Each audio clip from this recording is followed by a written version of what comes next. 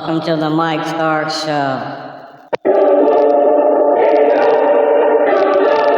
I'm the most brutal and vicious and most ruthless champion there's ever been. There's no one can stop me. I'm the best ever. Welcome to the Mike Stark Show.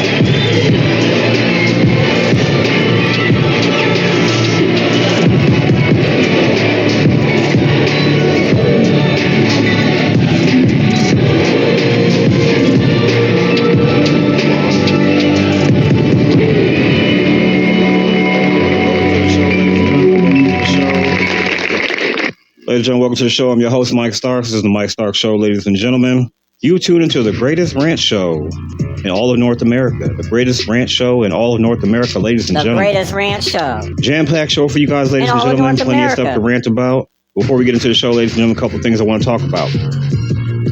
First of all, Halloween just passed, and per usual, every fucking year, there's white people out here cosplaying people they ain't supposed to be cosplaying. I just seen a lot of videos and stuff on social media about white people dressing up as Sinners characters, a very famous movie, Sinners, with Michael B. Jordan in it. They were like sisters and sometimes twins that were dressing up as, you know what I'm saying, as Stack and Smoke, as Cornbread, as other characters from the Sinners movie and other popular black movies and everything like that. But these are white people cosplaying these characters. Doing now, dumb shit. they're not in like blackface or anything like that, but just the fact that that doesn't go with that. It doesn't make any sense. The whole movie was black as fuck. And yet you got white people like, hey, we're going to dress up as Stack and Smoke and do this show. Always doing and something do these stupid. videos and things like that. It just looks absolutely ridiculous. I've seen some videos of like women with like Native American headdress on. They're, you know, going Halloween as a Native American. They're just stupid shit. Every fucking year, y'all want to dress up as another race or another culture. Y'all want to do a scene from a black movie. There's 12 zillion fucking white movies y'all could be dressing up as white characters. Y'all could dress up and be, I don't know, Jim Carrey or whoever. I don't understand why y'all picked the blackest movie of this year, you know what I'm saying, Sinners, and y'all want to go ahead and cosplay those characters. There are white characters in the movie. Y'all didn't even cosplay those characters. It's crazy to me. There were white Irish characters in the movie, but y'all picked the black characters to cosplay for Halloween, no less. Bizarre. But like I said, per usual, every single year, one of y'all dress up as a Native American or Hindu or some other race or whatever else, and y'all don't seem to think there's any problem or issue with it. You're only dressing up as somebody's entire nationality and race. Y'all don't see the issue with that. Being right. There are videos where, of course, people walk over and say, hey, you realize you're dressed up as a Native American and you're a whole white person, and they'd be like, what? What's the problem? I don't understand what's going on. You know exactly what the fuck you're doing. That shit is dumb as hell. But whatever. Next thing I want to bring up, ladies and gentlemen, an executive collapses in the Oval Office. And this is live on camera. And basically, JFK, he basically break right. He just got the fuck up out of the office. He saw this guy collapse on the floor. Instead of being any level of empathetic or, you know, curious of what he can do to help this guy who collapsed in the Oval Office of the president, he just left. The president got up, looked over, and then looked at the camera, just faced straight forward, standing there very stoically, which was weird as fuck because, you know, he's not a real person or whatever else. He just kind of looked, and then he stood around looking like the doofus that he is and did absolutely fucking nothing. No response. So you had all these people come in there trying to get all the people to point their camera somewhere else. They're trying to gather around him, and it seems like Dr. Oz was the only person who went over there, who's not even like a real doctor, I think, went over there to go ahead and see what was going on with this guy who apparently, I guess, fainted or some shit like that, or had some sort of cardiac crisis or whatever his issue was. But, you know, he basically just passed the fuck out in the middle of this whole thing. Next thing, ladies and gentlemen, with everything that's going on with the SNAP benefits and all that type of stuff right there, and the issues of people not getting their food stamps and things like that, churches and mega churches are basically showing their true colors, because people are reporting that a lot of these places, they are not doing anything to help out any situations at all. All the money they get in from people who go into mega churches and things like that, none of them are helping the situation at all. They're not donating any type of like formula. They're not donating any clothes. Not a damn thing. Anything. Like, people are really like, they need fucking help. But hey, churches ain't doing shit about that. You're showing up to them, and you would think they'd be the first people, since you're coming there and you're praising and everything else. And that collection plate go around every weekend, and people putting money into it. People are bringing in thousands of dollars to some of these churches, and yet some of that money that they're collecting is not going right back out to help the community, though. And people are making remarks about that over social media. Absolutely nothing is being done. Sounds about right. Sounds about right. That's what churches do. Money comes in, they collect that money. It's going towards somebody's Rolls Royce or somebody's new fur coat, whatever the fuck it was. That's what churches do. They're not giving any of that money back, or they're not helping the community, or not doing any of that type of stuff. Nothing, not a damn thing. Right. Well, ladies and gentlemen, I just wanted to bring that up. Let's get into this show, ladies and gentlemen.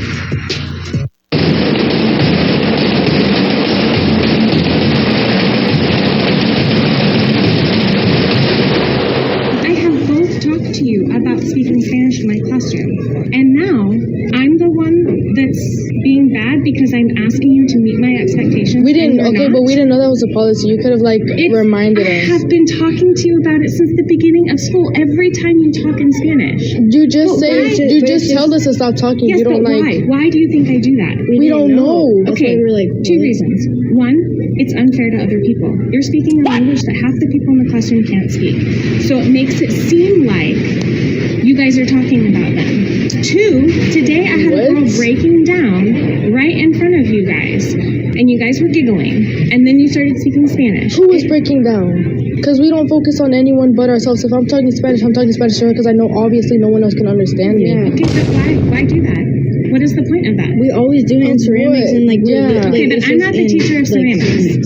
But I'm not the teacher of ceramics. I know, but I'm not ever saying anything bad in Spanish. Yeah. Like, we literally just speak Spanish, in general. That is my request. It has been my request. Mm-hmm. So it's disrespectful when you don't do what I'm asking you to do. What? Okay, well, just next time, because we No, there's not going to be a next time. So just because we speak Spanish, you're gonna automatically think we're talking about someone in the class. And I understand some Spanish, so sometimes I do know what you guys are talking about. We're never talking about all someone the time, and I can't pick it up nearly as quickly. But I do know some Spanish. It's not like we're saying anything bad, so that's not the point. The point is that I've asked you not to. Yeah, but we didn't know the reason, so we were taking it. You didn't ask me, Kimberly. You didn't ask me. Because I feel like that's something you should also tell us. You're the teacher. You're the adult. Why do we have to? That's right. I am the adult, and you are to do exactly what I tell you when it's in my classroom. If I tell you not to speak Spanish, there's a reason. I don't have to give you a reason. You're supposed to do it. Now, moving forward, there will be absolutely no Spanish in my classroom. Ladies and gentlemen, that is the sound of two Latino sisters who speak Spanish in the classroom to each other, and a white teacher, per usual, walks over to these two Latino students and is upset because they're speaking Spanish in her class to each other. And of course, she assumes that, oh, because you're speaking a language she can't understand, that automatically that you're saying something about people. And that is the whole thing right there.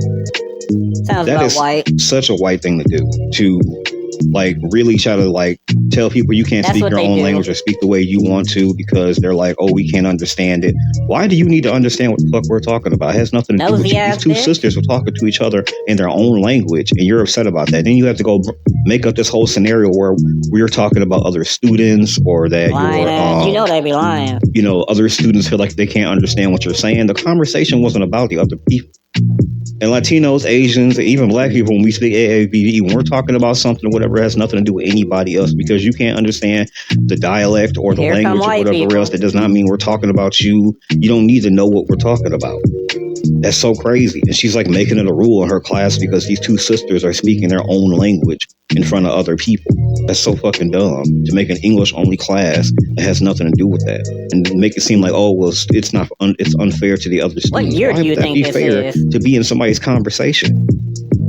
And it seems like to be the only white people thing to do because like nobody else ever has that issue. I've never seen black people be upset about somebody else speaking their own language. I never walk past some Asian people and be like, well, you shouldn't speak in whatever language you're speaking because I can't understand it. That's not for me. I'm not in the conversation. If you wanted me to hear what you were saying, you would speak in English. Exactly. That's so dumb. That's such a white thing to do, to be like, okay, you got to speak in a language I understand. And to talk to these two, because apparently, as you can hear, these two Latino sisters who can speak Spanish, whatever, can speak really good English. They speak perfect English, whatever. So they know that, okay, when they're speaking to their sister, they're speaking their own language, and whatever they're talking about is just for them to talk to know and understand. It has nothing to do with the teacher, the other students, or anything like that. And well, here goes a white person making up a whole scenario about what you could be talking about other students or whatever else. Nobody needs to speak in another language to talk about somebody else. Just making up a whole fucking scenario because you feel like, oh, I don't understand what you're saying. You know what? And then she lies again and says, well, I do understand some Spanish, or I do understand what you're saying sometimes. No, you don't. No, you don't. Just lying. Just bullshit. Like, if I was a parent to those two sisters, I would go the fuck up to that school and snap. Like, what the fuck do you mean? Whatever they're talking about has nothing to do with anything. Teach your fucking class, do what the fuck you're supposed to be doing, and stop getting into your fucking job. That's dumb as fuck. White people always doing some shit they ain't supposed to be doing. In the previous podcast, I talked about how there was a black student, a young black boy. He came to school with a t-shirt that says king. His mother bought him a t-shirt that says I'm a king to boost his self-esteem, make him feel good about himself and everything else. Once again, a white teacher goes, well, what if I had a t-shirt that said white queen or whatever else? And got into this whole situation about this young black student. Instead of teaching her class and doing what she's supposed to be doing, she wants to be upset because somebody of a different color, race, and ethnicity is doing something that has nothing to do with them. These two Latino sisters speaking Spanish to each other have nothing to do with this teacher. It has nothing to do with the other students. None of that. They can speak English when they need to speak English. They understand English. They're speaking English to the teacher and everything else. They're not talking about anybody. They're not bothering nobody. You don't hear the other students talking. They're not interrupting the conversation to go, oh yeah, they were talking about me. That's so dumb. It's dumb shit. Dumbass shit. Why ain't nobody saying nothing to me about this Fabio Jackson person? First of all, people who... I love drag performance. For some reason, he probably doesn't classify himself as a drag artist. And I'll be honest, it might not be sufficient of statement seeing the fact that you've had surgeries and you've literally transitioned to manifest a look, not that is to be adjacent to Michael Jackson, to impersonate this man who is no longer alive. I think that's weird as fuck. But that being said, why nobody tell me that on top of him not being black, cosplaying Michael Jackson through surgeries and all sorts of foolishness, also I'm just like, I see you just had a child. What are you going to do when the baby looks like you? Like the real you? What's that going to be like? Exactly. Feel like? What's parent-teacher conferences going to look like? The girl you had the baby with looks more like Michael Jackson. Anyway, child. That being said, this Fabio Jackson thing, I think a lot of people who are wealthy, a lot of people who move in certain spaces are right-wing, personally. Once you get in a room with these people and you hear how they talk, most people are liberal until they get the thing that they thought that their oppressor was keeping from them, and then they align with their oppressor. They're only about freedom until they get free. Most people. That being said, that he is a MAGA supporter and makes countless transphobic videos and is pretty vile, using the likeness of someone who was one of the most outspoken icons that happens to be black, like in history. We don't think that's weird? The estate, we can't get the duet with Mariah and Michael, but the estate can't block this shit? Y'all don't think that's weird? We don't think that's weird?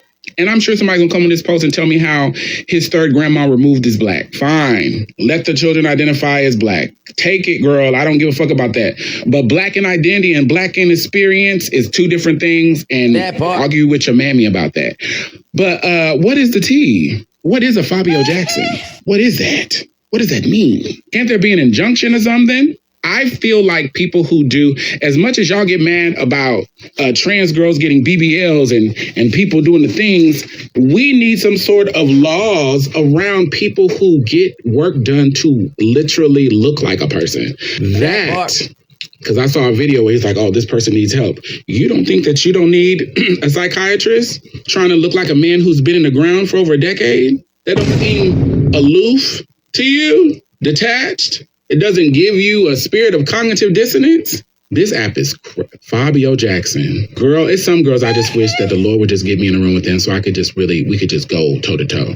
Because if TikTok let you speak how you wanted to speak, I would get on a lot of these panels and stuff, but it doesn't. And I'm not gonna go on there and be stifled in order to keep my page.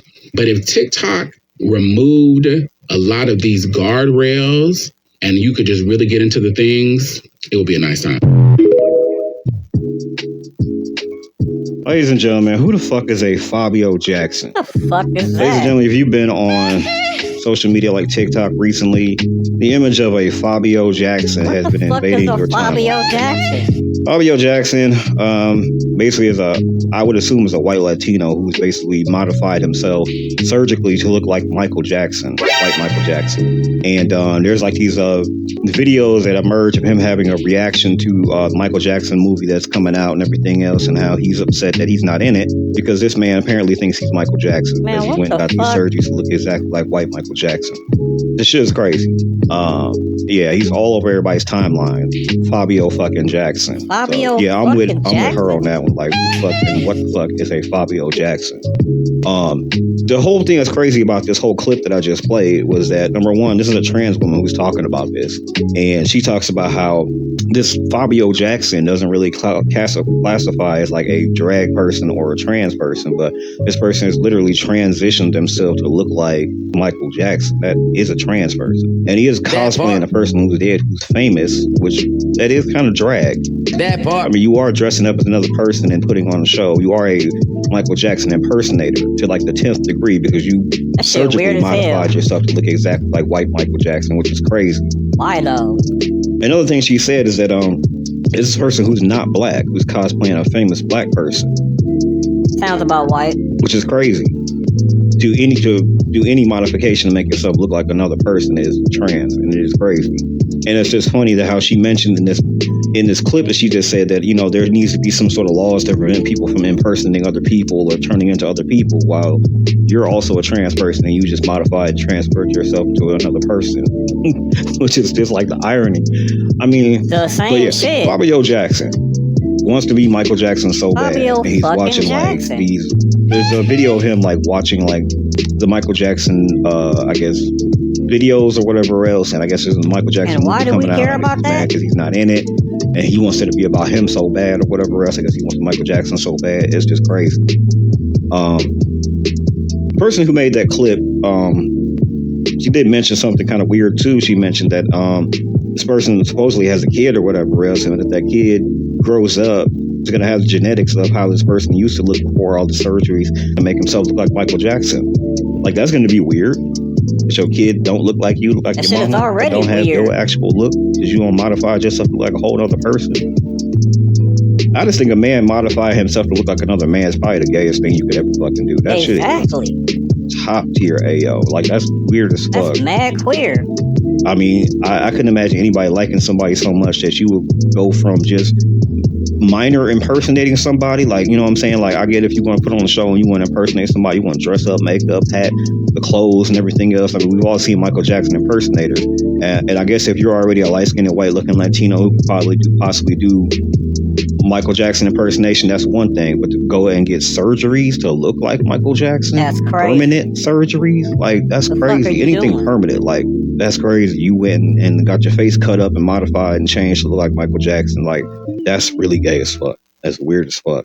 I couldn't imagine liking anybody so much I want to go ahead and modify my face to look like them. That's mad crazy. But but the worst part about all this, not just him being a non-black person cosplaying Michael Jackson, being upset that he's not in a Michael Jackson movie or documentary or whatever else, but the fact that, okay, she also mentioned this man is MAGA and Trump support, and he has like harsh views about like all sorts of shit that, you know what I'm saying, MAGA and the Trump support people actually still have, you know what I'm saying, during this administration right now. This is crazy. I mean, we live in such a backward, upside down, crazy ass, sick, sad world. Like, this is fucking nuts. And a person would be like, oh, they love Michael Jackson so much they want to be him. This man passed away 20 years ago. Y'all won't let this man rest in peace. Like, leave this man alone. Like, if y'all want to go ahead and put on a show and dress up and do your impersonation of Michael Jackson, that's one thing. But I think it's a real sickness that you need some help if you want to go ahead and transition into this man to be Michael Jackson. Shit, that's mad insane. Weird. And then now understand that you transitioned into the likeness of a black man who was like worldwide famous and for everybody. But yet you have MAGA Trump support views and shit like that.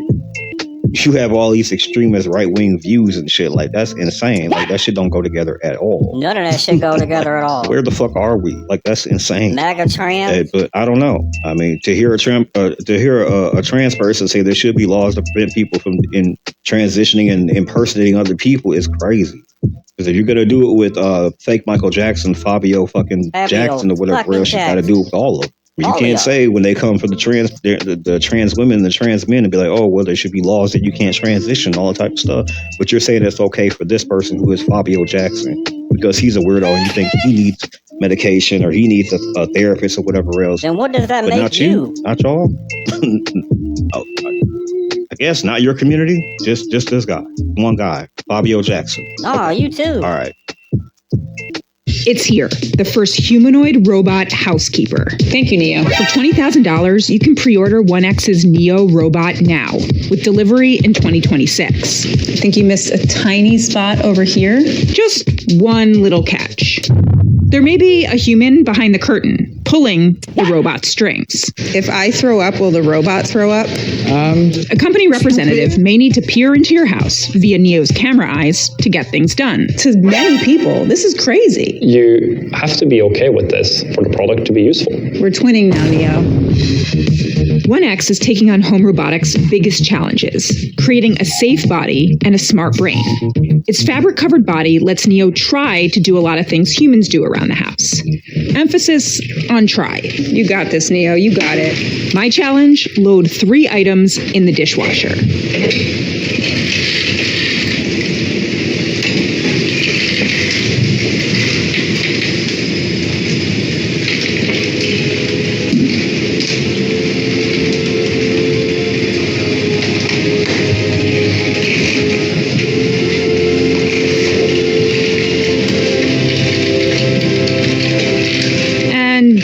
That took 5 minutes. Oh, jeez. The challenge isn't just Neo's body, it's also its brain. It needs to know how to perform tasks on its own, without human help.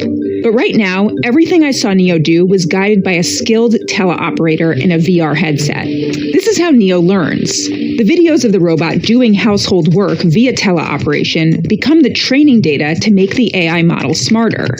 That's why 1X is putting Neo in the homes of early adopters. I think it's quite important for me to just say that in 2026, if you buy this product, it is because you're okay with that social contract. What? If we don't have your data, we can't make the product better. The next few years isn't about owning a super useful robot. It's about raising one. But at least this robot can have lots of fun. No, like this. 6, 7, 6, 7.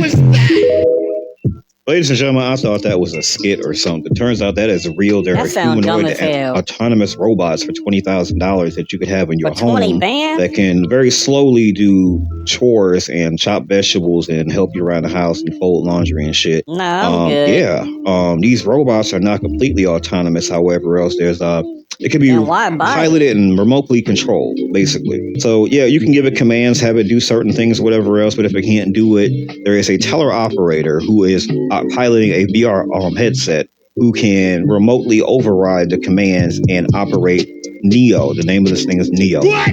This humanoid robot. This is crazy. People have these in your homes where somebody has a VR headset just puppeting this robot around your house. Walking a robot around your house. They say it's for data. They're trying to improve the robot, and you have to agree to this to have this person who can basically have a VR headset on and can pilot this robot. It can make the robot do something. It just sounds crazy. It just sounds like completely like something out of a fucking movie or whatever else. It doesn't even sound right. But it's not a skit. It's perfectly real. You can literally go to the website and you have to sign a contract with this whole thing where you give them access to your house and your information and shit like that. And yes, a person who is a teleoperator, you can contact them and they can just put on a VR headset and remotely override the controls and basically operate the robot, make it do things. Because it's not fully autonomous. It can do some things on its own, but that's what's crazy. For $20,000, this thing is in your home. And of course, they have this robot walking around doing chores or whatever else. And of course, it takes an incredibly long time for it to do things because it's not built like a human to do things. It has arms and legs and it's a robot. But of course, it's not going to be able to, like they said in the clip, do your dishes or, you know what I'm saying, and stuff like that. It's doing it slowly. It's not built for that. It looks crazy. But I do think that piloting this to complete a task is crazy. You know what I'm saying? Like, if this shit is not ready for production or whatever else, like, y'all need to test this in a laboratory or whatever y'all doing. Having it in people's home where somebody could just override the robot, that's like the making of an next horror movie. Like, they really need to make that into some sort of movie, though. Somebody's like piloting a robot in your house and making it do all sorts of things like that. Like, that would make an incredible horror movie. You know what I'm saying? You buy a $20,000 autonomous robot, turns out it's not fully autonomous. You don't know that it's being piloted, you know what I'm saying, controlled by a person with a VR headset doing crazy shit in your house. I mean, that just sounds like a Tubi horror movie or some crazy ass shit. I also think it's basically, it could be used for surveillance. It could be used for invasion of your privacy. This thing could just walk around your house at all hours of the night, gathering all sorts of data and stuff. But, according to the guy who invented this stuff, the creators and stuff like that, they're like, well, you got to sign up for this. So you have to agree to this social contract and all that type of stuff like that. I'm like, I don't know about all that. I mean, having robots in your home is one thing, but then knowing that they can make these robots and there's like an override where somebody in an office can just pilot your robot and make it do whatever is insane. That's crazy. 1,500 hours. That's how long this robot has been working on BMW's production line without a single day off. No weekends, no sick days. No, I'm not feeling it today. 10 hours a day, every single day, for 5 straight months. This isn't a test. This is actual production. Real cars, real work. The average American works about 2,000 hours per year. This robot did 1,500 in 5 months. This is BMW's body shop. One of the most brutal environments in manufacturing. Heavy sheet metal, toxic adhesives, repetitive motions that destroy human joints and backs. And Figure, that's its name, has been doing it for 5 months straight. Here's what makes this insane. This is the first time in human history a humanoid robot has done this. BMW and Figure are making history right now, and most people have no idea it's happening. Not Tesla, not Toyota, BMW. With a robot you've probably never heard of. It walks. It has hands. It moves through a workspace designed for humans because it's shaped like a human. Every factory on Earth was built for human workers. Figure fits right into all of it. No billion-dollar redesign required. 5 months of real-world data just proved that humanoid robots aren't coming soon. They're here, and they work. Ladies and gentlemen, we about to all be out of a fucking job because robots are replacing our labor. Yep. BMW plant has for the last 5 months had a robot working in the air that has worked for 1,500 hours straight for the last 5 months. Damn. For the last 5 months at a BMW plant, they had robots performing labor building cars at the BMW plant. going to be replacing human labor. Everywhere you go, from China to the United States of America, they're building robots. The robots are doing all sorts of things, from dancing and doing TikTok videos to basically performing labor, actually cleaning up stuff in your house or building cars at the BMW plant. It's going to be replacing labor. All those factory jobs, some of the best jobs in the world, they're going to be replaced by robots, because robots don't need maternity leave, they don't need breaks, they don't need time off, they don't need to go on vacation, they don't need any of that. 1,500 hours straight the last 5 months. And for the company, it's so much cheaper for them to go ahead and just maintain, you know what I'm saying, the robot than it is to go ahead and give benefit packages to workers and things like that. Robots don't need that. They don't need benefit packages. They don't need food, water. They don't need anything. You just maintain the robot. The robot works for 1,500 hours straight for 5 months or whatever else. Multiple robots building these machines or whatever, building whatever they're going to be building, cars or lawnmowers or whatever the fuck you're going to be building, mass producing it. Human labor going out of fashion. People are going to be without a fucking job. Now, in a previous podcast last year, I was talking about how all these robots were coming out. Basically, you had like Elon Musk talking about his robots coming out in 2026. You know what I'm saying, with those robots, and you know what I'm saying, all these different robots coming out. I just talked about the autonomous robot Neo. This one's called Figure, and go figure that it's going to basically replace human labor at the BMW plant building cars. I mean, how are you going to compete with a fucking robot? You need breaks, time off, you need all sorts of shit robots don't need. Nothing. You build a robot, you build it sturdy, you program it, and that's it. You mass produce them, you put them all over your plant, you get all this work out of it. It doesn't need anything. It doesn't need benefits, doesn't need pay, doesn't need time off, maternity leave, nothing. It's a robot. You can't compete with that. We're going to be out of a fucking job, though. It's going to happen. If you defend billionaires, you don't know how much 1 billion is. You don't understand how big that number is, and that's okay. The human brain literally can't comprehend numbers that big. But to put it into perspective, 1 million seconds is about 11 days. 1 billion seconds is 31 years. Most of us haven't even been alive for 1 billion seconds. If you were to stack $100 bills to make 1 million, it would be about 3.5 feet tall. If you were to stack $100 bills to make 1 billion, it would be taller than the tallest building in the world, over 3,000 feet tall. If you deposited $100 into a bank account every single day from the birth of Jesus Christ until now, you wouldn't even have 1/10 of a billion. In fact, if you were to make $100 every single day, it would take you over 27,000 years to get to 1 billion. Over 27,000 years. That's longer than all of recorded human history. You spent $10,000 every single day. Every single day you woke up and spent $10,000. It would take you 274 years to spend 1 billion. Even if you spent $10,000 every single day of your life. The difference between 1 million and 1 billion is just about a billion. And I don't think people understand that. You can work hard and become a millionaire. There is absolutely no way to become a billionaire without exploiting somebody. That part. And here y'all are here fucking defending billionaires. There's no such thing as a natural way to become a fucking billionaire. You have to exploit labor. You have to make all these egregious moves and everything like that. There's no natural and ethical way of becoming a fucking billionaire. But she's right. I don't think people understand like the difference between a millionaire and a billionaire. I don't really think people do understand that. I really don't. I don't think people understand just how ridiculous a billionaire is. Like how we don't need billionaires. We don't need billionaires. And I know some people will try to defend billionaires because some of the people that you guys like or whatever, like Beyonce and Jay-Z and Tyler Perry and all these people are billionaires and you like them or whatever else. There is no natural, organic way to become a fucking billionaire. Billionaires are not ethical people, not moral people. None of them. I don't care about how much you like Beyonce or whoever, and they're a fucking billionaire.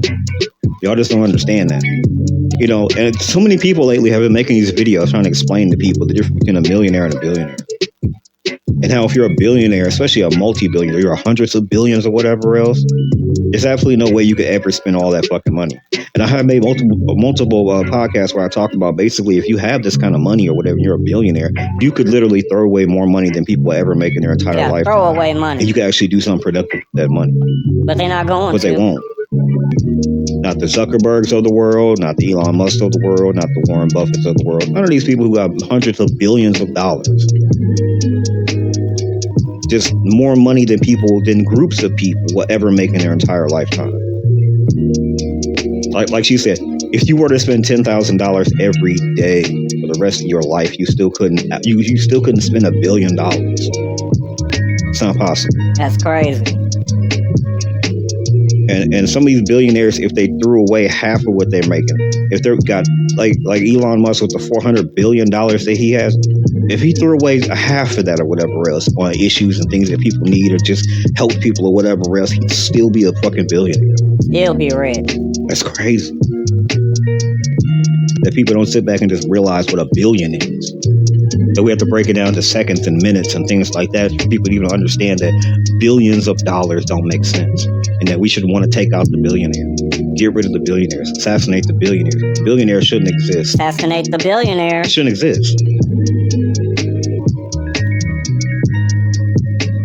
Let me break something down for you. You cannot count to 1 trillion. It's humanly impossible. It's physically impossible to count to 1 trillion. If Adam and Eve started counting at a rate of 1 number per second, since they were created to now, they would not even be close to 1 trillion. You want to know why? Because 1 trillion in seconds equals 32,000 years. For context, 1 million in seconds equals about 12 days. So theoretically, you could count to 1 million. That is humanly possible. Probably take a lot of caffeine, but you could do it theoretically. For further context, 1 billion in seconds is 32 years. So again, theoretically, right, 32 years, but 1 trillion in seconds is 32,000 years. We can't even conceptualize that quantity. 1 trillion. If someone were to count to 1 trillion or attempt to count to 1 trillion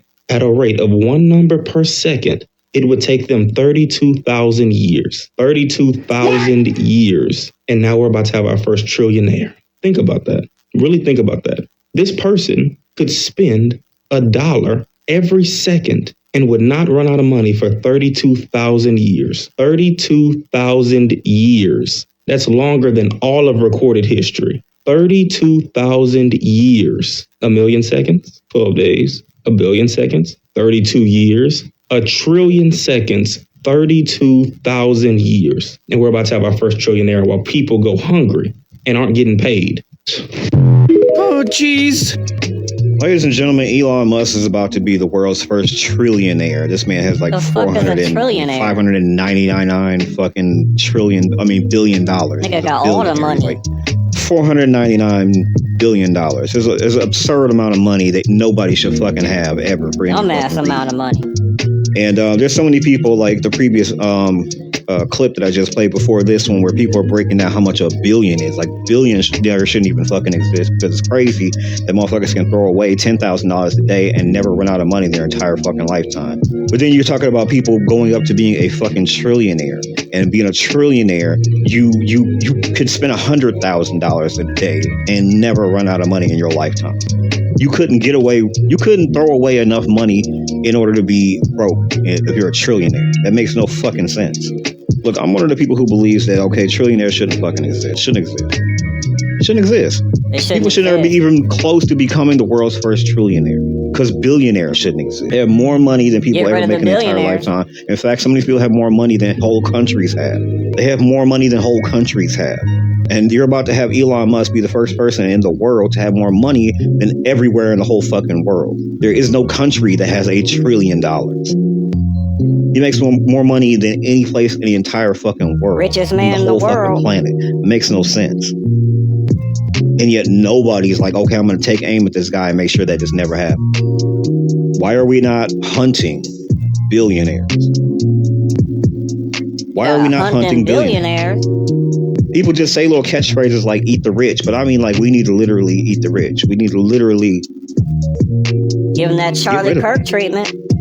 Because it makes no sense for us to sit down and do all the math and calculate it. Because I did that in previous podcasts where I talked about basically if you break it down to hours, some of these people are making like anywhere from $250,000 to $250 million, you know what I'm saying, an hour. You know what I'm saying? They're look at how much. Take any billionaire. You could take Elon Musk. You could take Warren Buffett. You could take any one of these billionaires and break down how much they make per hour. Since most people in America are getting an hourly salary. They're getting paid by the hour. They're getting paid bi-weekly. If you broke their money down to that amount, or whatever else, you would see just how ridiculous this is for them to make 6 figures an hour or 6 figures in 30 minutes. Some of them are making $1 million an hour. To think that you will never make $1 million in your fucking lifetime. You will never make a 7-figure salary ever. That's insane. To think that a person could throw away $100,000 a day and never go broke. Forever. That it would take thousands of years for them to ever spend that much money if they spent a certain amount of money every single fucking day. More money than most people make in their entire lifetime. That a person like that could throw away 6 figures every single day and never go broke. That's crazy. And when you think about how wasteful they could be and still be rich, that should piss you off. To think they could throw away 6 figures every single day and still be a billionaire, damn near a trillionaire. That's 6 figures on any issue that's going on in this world. Any systemic problem we got going on. Need to give me that money. They could throw money at that and it would mean absolutely fucking nothing. Here we are set to have the world's first trillionaire, and people are not trying to hunt billionaires and stop this from ever fucking happening. And I think this comes down to what the people are saying in these clips, that you just don't understand what a billion is, let alone a trillion. You don't understand the difference between a millionaire and a billionaire. You can organically become a millionaire, but not a billionaire. And damn sure not a trillionaire. And that there are no ethical billionaires. Billie Eilish stood up in a room full of rich people and called them all out. And was like, if you're a billionaire, why are you a billionaire? Because there are people that need that money. So why don't you just give your money away? Love you all, but there's a few people in here that have a lot more money than me. And if you're a billionaire, why are you a billionaire? No hate, but yeah, give your money away, shorties. And y'all got mad at her for saying that. Billie, why are you even talking? Why don't you give your money away? Why don't you donate? Why are you telling everybody else how to spend their money? Why don't you spend your money? And she did. She donated $11.5 million. She sure did. She put her money where her mouth was. She not only told them what to do with their money, she led by example. She was like, I'm rich and I'm gonna donate $11.5 million. You're a billionaire. I'm gonna need you to outdo me. And y'all still had a problem. That part. You know how completely insane you have to be for someone to donate $11.5 million and a room full of billionaires aren't out donating her, but y'all are mad at her? Oh, okay. Y'all have any idea how ballsy that is for a millionaire or a multi-millionaire to be like in a room full of billionaires and basically square up with them and say, okay, why the fuck are you a billionaire? Give away your fucking money. Exactly. And before motherfuckers be looking at her crazy, she gave away some of her money, $11.5 million. Say, look, I'm a millionaire and I gave away $11.5 million. I'll make that money back up. It's nothing. You do that. You do that. Exactly. Y'all a billionaire. $11.5 million means nothing to you. That's pocket nothing. Change. A multi-millionaire threw away $11.5 million. You can imagine billionaires throwing away $100 million. I could throw away $100 million. Some of them could throw away $1 billion of their billions of dollars. There needs to be more Billie Eilish out there. There needs to be more people confronting these billionaires saying, why the fuck are you a billionaire? Exactly. What would it mean to you for you to throw away $100 million, $250 million, $500 million, $1 billion, and still be rich? People need that money. There's so many things out there that money could be going to help people, whatever. And you selfish, evil motherfuckers just sitting around here. And yet people, when they find out there are billionaires out there just sitting on money, just hoarding wealth, hoarding resources and things like that, people are not hunting billionaires. They're not hunting the rich.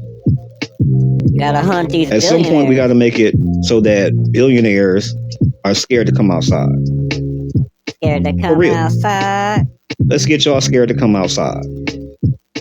Because how the fuck would you be out here flexing on us with billions of fucking dollars going here and there, doing whatever the fuck you want to do, knowing that you just hoarding money? Flex on me. Especially money, you got throwaway money. That's what pisses me off about billionaires. You have throwaway money. You got money you could throw away and still be a billionaire, still be rich. It would mean nothing to you.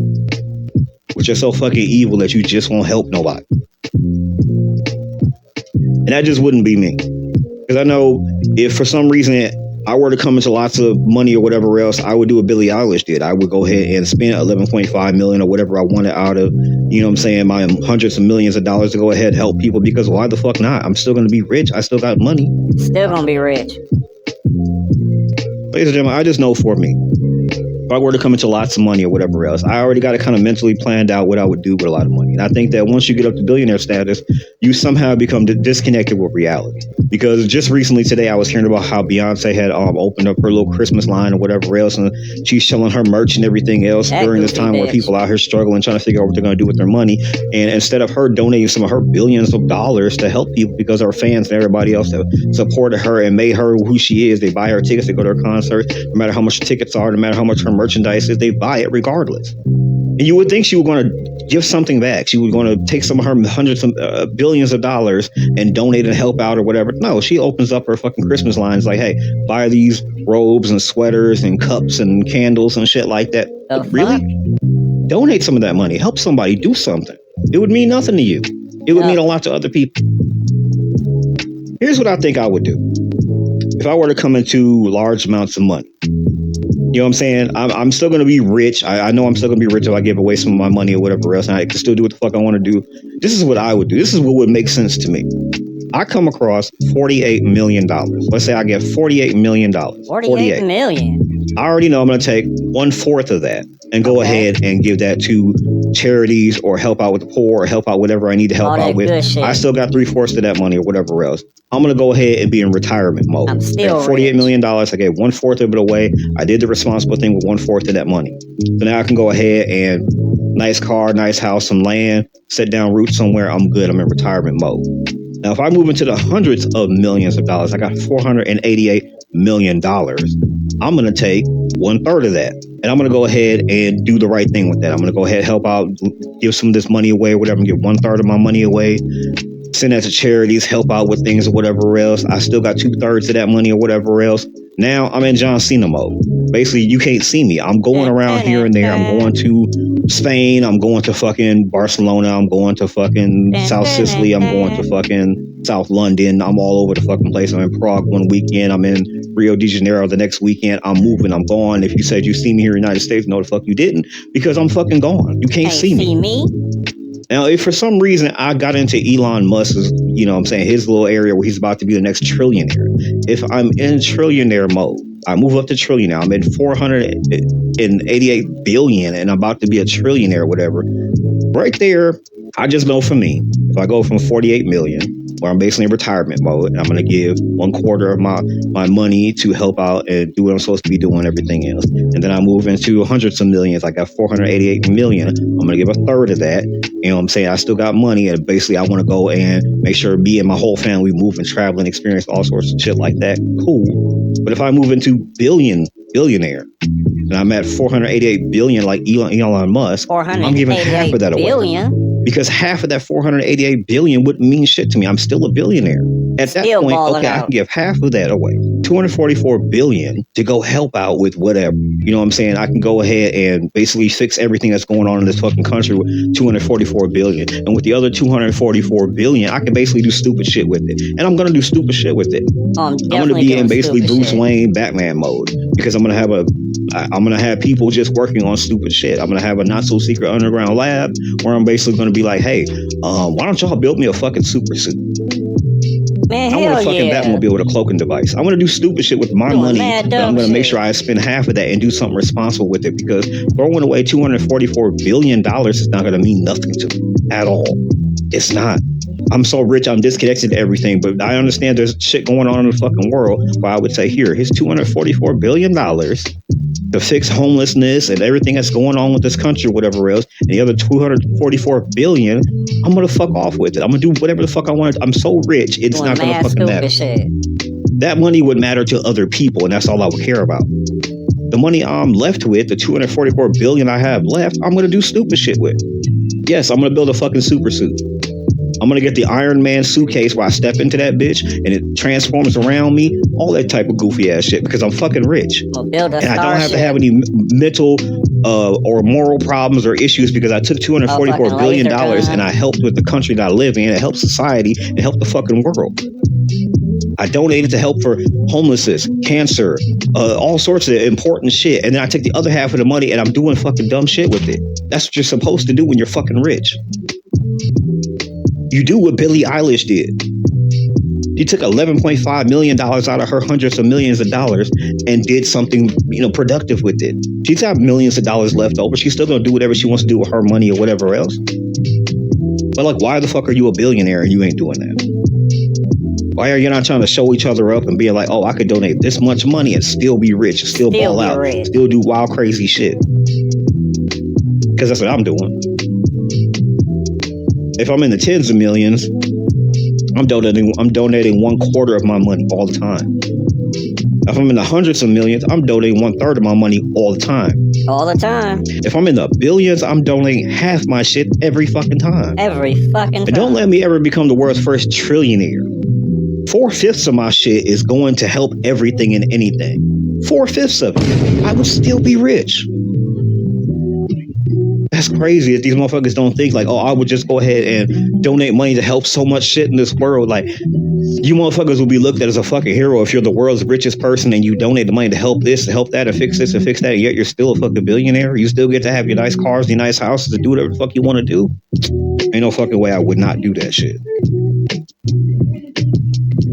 I don't give a fuck if they spend that money on a fucking cart full of hot Cheetos, okay? Who gives a fuck? Like, you guys will get on here and watch a rich person spend $20K on a fucking spoon holder, and they'll be like, this rich person, rich is right. But if a poor person does fucking anything, they can't pour correctly in any fucking way. If they spend their EBT on something with more than 1 gram of fucking sugar, suddenly everyone's the fucking food police. Like, can we be so for real right now? We have a man who's trying to become a trillionaire, and you guys think the people spending EBT on fucking cupcakes are the problem. Are you serious? The point of it is so they can buy food. They're buying the fucking food. That's the food they chose. Who cares? People are online making whole video dissertations and shit talking about, oh, there goes all the fucking people on EBT, food stamps, whatever else, spending their money on sugary sweet snacks and everything else and buying stuff like that. And there are people buying junk food. Some of these people are buying fucking crab legs or whatever the fuck they're buying in stores and buying lobster and all that type of shit. Why do y'all care what the fuck poor people are buying with their EBT food stamps and shit? Y'all are not pocket watching the rich, but y'all pocket watching the fucking poor people. These motherfuckers get however many stamps or whatever they can get to help them eat or whatever. Y'all care about what the fuck they're eating. There are literally people making videos talking about, oh, well, they should be able to only get fruits and vegetables and shit like that, and dairy and cheese and shit like that. Like, what the fuck? Why are y'all not watching what the fucking rich is doing? These motherfuckers have an unnecessary amount of money, a ridiculous amount of money. These motherfuckers have 3, 4, 5, 6 fucking houses, all this land and property, and 6, 7, 8, 9, 10 cars and shit like that. They own islands and shit. And y'all are not pocket watching them and saying that's ridiculous. Why the fuck do you have all of that? But you're looking at fucking poor people and being like, why are you buying cupcakes and food stamps? Billions of dollars. Concerned about the wrong fucking thing all the time. That's just crazy. I personally don't give a fuck what poor people are doing with their food stamps, what they're buying, how they're buying it, if they're buying fucking fruit roll-ups or whatever the fuck they're buying with it. Who the fuck cares? Let them get whatever the fuck they want to get. Let's focus on the rich. Yes. Let's keep focused. Exactly. Pay attention to what the fuck they're doing. Like the woman said in this clip, there's Elon Musk is set to be the next fucking the first trillionaire in the fucking world. We have all these billionaires going around. You're not pocket watching them at all. Stupid shit that they buy. They're eating donuts with fucking gold flakes on it and shit that cost $200 fucking dollars. They're just doing dumb shit with their money. Y'all not pocket watching them to be like, no, y'all shouldn't be able to do that. But you're watching poor people and telling them, oh, you can't fucking go buy, fucking chocolate cake or whatever else with your fucking stupid ass. Fucking dumb. Stupid ass fucking world we live in. People are just watching and worried about the wrong fucking thing all the goddamn time. I want to thank my husband's dear friend, Vice President Vance, and his phenomenal wife, Usha, for their love and support. You guys honored my husband so well, bringing him home. You both are tremendous. I want to thank President Trump and his incredible family for the same. Oh, jeez. Mr. President, my husband loved you. What? And he knew that you loved him too. Ladies and gentlemen, y'all remember Charlie and Erica Kirk, aka Beavis and Butthead? Beavis and Butthead are the stars of the Turning Point USA platform show. Butthead was recently killed off the fucking show via bullet to the neck. And that is Erica Kirk. She is basically up there talking about her husband that passed away, and she's trying to thank J.D. Vance and President of the United States, their support and everything else. And if you watch the video for this, she shed no real tears, and this was the worst acting anyone has ever seen in their entire fucking life. Ever. Worst acting. And believe me, I've watched TV movies that have better acting than this. I've watched Tubi movies. I've watched really bad movies, but her acting is horrible. Clearly not upset. Clearly not missing her husband. Nobody coached her. Nobody said, "Hey, look, maybe you should go ahead and put some eye drops in your eyes or something if you're going to pull off this whole fake cry shit or whatever else." No, she gets up there and gives the worst performance ever. Crazy. Everything about what she was doing since, Charlie got killed or whatever else, she has been acting like she just does not give a fuck. She's putting on the worst performance of a grieving widow ever. Just a class on what not to do when your spouse, gets shot and dies and everything else, and you have to get up on a podium and speak about them. Like, she does not look like she's grieving at all. Not one real tear. I don't even think she can produce tears. Didn't cry at all. Not at the funeral with the open casket, with them fake ass orange hands she was touching and everything. Nothing. Weird as fuck. Weird as fuck. Erica Kirk is a weird ass lady. It's just fucking weird. It was mad people weird. are online talking about people grieve in their own kind of way or whatever. Everybody grieves differently and shit like that. I'm pretty sure a universal thing when your spouse dies, especially if they're a murderer, they didn't just die of cancer or didn't, whatever, get sick and died or whatever. No, this person was murdered and you didn't cry. Beavis was not shot one in tear. the neck. You didn't break down. You didn't. You're not stammering when you talk. Nothing. It's just the world's worst performance of a grieving widow. Shit is crazy.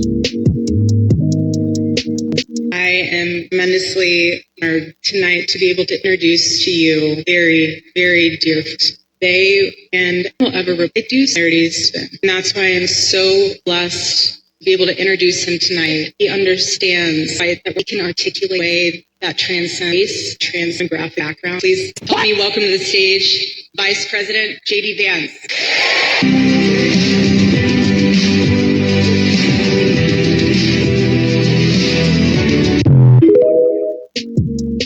Yeah, that shit was weird right there. Everybody was talking about this whole thing that happened between Erica Kirk of the Turning Point USA platform that she now has, basically hugging Vice President J.D. Vance. And this hug was very inappropriate. But even before the hug, when she was up on the podium talking and everything else, Beavis was up there gleaming from ear to ear, face shining, just the twinkle in her eye when she's talking about J.D. Vance. And the fact of the matter, she called him J.D. multiple times before saying, Vice President, VP, Vance, just the way she talks about him and everything else. Like, this woman didn't gleam when she was talking about her husband. Like, this man died. She shed a tear. She didn't, look up in the stars and she's like, oh man, remembering her husband or whatever else. No, she's talking about J.D. Vance and she's all ear to ear smiling, face shining and everything else. And then the actual hug that happens. Okay, so J.D. Vance comes out and he embraces Erica Kirk. And this shit was mad weird because his hands was low. He was damn near gripping her ass cheeks and everything else. And she had her her breast all pressed up against him. She had her hand around his head, fingers in the hair and shit. That was a very intimate, romantic hug. And what's crazy is, okay, your husband just passed away, like not too long ago and everything else. And that shit was mad inappropriate, though. You know what I'm saying? First of all, she was wearing tight leather pants, and people are saying, "Oh, people can wear whatever they want to," but that's a woman who is lost her husband, and yeah, she's wearing hot pants and hugging another man all in the back of his head and everything else. JD hit that shit. She had a huge smile and all this type of shit. She was grabbing his hair back. All this is weird. Just the way she was talking about J.D. Vance was fucking weird. But J.D. Vance, he was mad disrespectful. This man married to an Indian woman who she's been married to for like 10 years. He got kids with this woman and everything else. Yeah, he don't care about none of that shit. And he was mad disrespectful because he came out there and, like I said, his hands are real low on her hips. Like, he was cupping her hips like it was a fucking soda can. I'm just telling you, it was that close to gripping that ass. Like, he almost gripped that ass for real. And then allow another woman to press her whole fucking chest up against you and then run her fingers through the back of your hair. Crazy.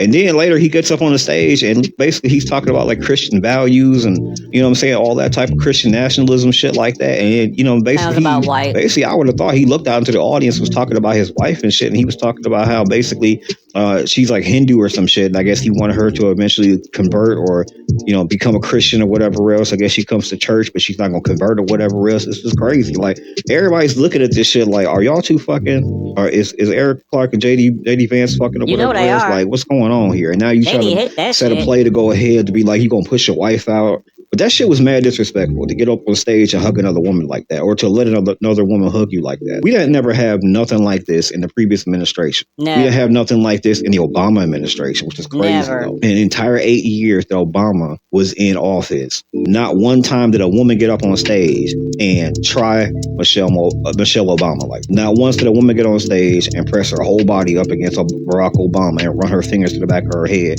and think she can get away with that shit. Not once did Barack Obama do that disrespectful shit in front of his wife. Get up on stage and grip another woman's hips like that. The way JD Vance did in front of his wife. And of course, there are people who are on social media who feel like, oh, they feel sorry for Usha Vance and everything else. And I'm saying, I'm here to say right now, I don't feel sorry for Usha Vance. You know what kind of man you married. You know that you thought you was in with them and everything else. And even though you was married to this man 10 years and popped out his kids and everything else, like, this man don't give a fuck about you. You know what I'm saying? You'll never be white enough. You're not who he really wants to be with and all that type of shit. Exactly. Like, he's vice president of the United States. He's got power, and that's what men do when they get in power, especially white men. You know what I'm saying? They're going to start looking for the next best thing and all that type of shit. He was mad disrespectful for doing this shit. And every married man who's ever hugged another woman knows exactly how you're supposed to hug another woman. You go in on an angle, turn your body on an angle. You know what I'm saying? You tap the back like you're hugging your auntie or something, and you just keep it moving. The fact that they both pressed their body together and they gripping on each other and shit like that was crazy. It was disrespectful. It was intentional. I mean, it was weird as fuck for Erica to be like that. You know what I'm saying? To talk about another man, especially after your husband just got shot and everything else. And to be all ear to ear gleaming and happy and talking about this guy like, you know, he's the love of your life. And the love of your life got shot in the neck. The father of your kids got shot in the neck. But you talking about another man like he's the love of your life. Crazy. But it was also even more disrespectful that basically JD Vance got up on stage with his wife in the audience and proceeded to hug another woman like that. And to let another woman run her fingers to the back of his head. Now, a lot of people have got online and made videos on TikTok and other social media saying, look, that would have never happened. A lot of women basically got online and said that would never happen. They dare their husbands to let another woman hug her like that. Would have never happened. And I'm just saying that it really would have never happened because basically that's the most disrespectful thing you could ever fucking do is basically not only hug another woman like that or let another woman hug you like that, but then be up on a stage in front of other people doing that shit, knowing your wife is in the office, and then knowing your wife is in the audience, and then take shots at her like, well, one day I hope she converts to Christianity and everything else. Like, nigga. That shit was disrespectful. Like I said, that shit would have never happened during the Obama administration. That shit would have never happened. Not once would a woman ever get on stage like, you know what I'm saying, like Erica Kirk did and get like the gall or the gumption or just the audacity to go up there and press her whole body up against Barack Obama and run her fingers to the back of his head without it being a whole fucking problem. Because unlike Usha Vance, Michelle Obama would not have sat there in the audience and let another person disrespect her like that. It wouldn't have happened. She wouldn't let her husband disrespect her like that. She wouldn't let another woman disrespect her like that. Choke that bitch out. But here we have with this administration being the most ghetto administration we've ever had, ever. The most ghetto presidency ever. Here we have this telenovela bullshit going on right now. Of like a married man of 10 years hugging on a woman who just lost her husband who got shot in the fucking neck. And here they are embracing each other like they're fucking somewhere. Crazy shit. But like I said, I don't feel sorry for Usha Vance. You know what kind of person you married. You know what kind of system you married into. You're around these people all the time. You're the only brown woman around all these men who just feel like I got power. I can do whatever the fuck I want to. I don't care. Like, you know what kind of men these people are. You know what kind of man your husband is. He's just like the rest of the men around him. So there's a theory going around that Americans are experiencing zoocosis. Why is everything so boring right now? Like, I am so bored with everything. People have been saying that it feels like the world that we once knew just vanished. It's like we went to sleep and woke up one day and nothing was the same. Everything just feels empty. You wake up, you do the same stuff for the most part, and then when you do things that are supposed to be fun, it doesn't hit the same way like it used to. And life ain't just life no more, man. This drives. Humans are experiencing zoocosis. I 100% believe that. So zoocosis is basically a form of mental illness that animals get from being in a zoo, from having a repetitive lifestyle that is not natural to them. The government can solve hunger by simply planting fruit trees on the streets, but they refuse to do that because they engineer homelessness to teach you what happens if you fall out of line. For example, there are a lot of people right now who are talking like this. You realize everything is fake, from the TV to the politicians to the jobs to the money to the power to the government to literally everything that's out there. It's all fake, and it's all a system rigged against us, and it's all fake. The medicine, the agriculture, the school system, literally everything is all fake. Hell, even this reality has completely changed in some way, shape, or form. It's like the planet had hit pause, and when it restarted, everything had been switched, and nobody can really put into words what's happened or what is currently happening. So I'm gonna let this guy over here explain what he feels like is going on. But I see where a lot of people have been talking about the same topic, about how their life, this is what they're saying in the comment section, that their life doesn't feel the same to them anymore. Kind of like they're half in this world and half out of this world. And I just want you guys to know, for the ones that feel that way, that you're not alone, because I feel that way every single day. Every single day, I no longer feel like the person I once was. And it's almost like I don't even recognize life anymore. I mean, here I've been on this planet for 54 years, but this world feels so foreign to me. And ever since COVID, it seemed like we went through some kind of like time shift. And it just seems like everything is happening so much faster now. I know that things go faster as you get older. I understand that, but I'm not talking about that kind of thing. It seems like everything is in like extreme fast forward. The days fly by. There just seems like there isn't enough time to even get two things done in a day. Two things before it's time to go to bed. It's like, Jesus, I didn't even have time to do two things.